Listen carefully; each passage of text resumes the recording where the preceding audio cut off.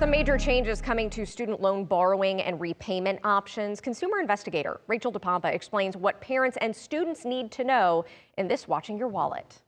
Parent Plus loans are one of the biggest changes that are happening in the student loan space this year.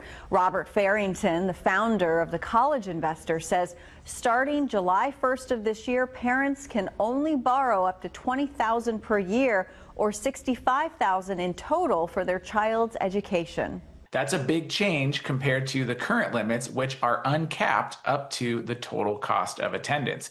What's important to realize is that Parent Plus loans fill in a really hard place for kids to pay for college.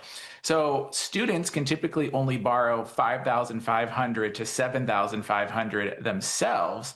And as we know, college costs way more than that. Farrington says there are some worries these new caps on Parent Plus loans could prevent parents from helping their kids. So along with the borrowing limits, the repayment plan options are changing, and Parent Plus loans will only have access to the standard repayment plan going forward. They will no longer have access to income-driven repayment plans, which also means that parents will no longer have access to loan forgiveness programs like public service loan forgiveness.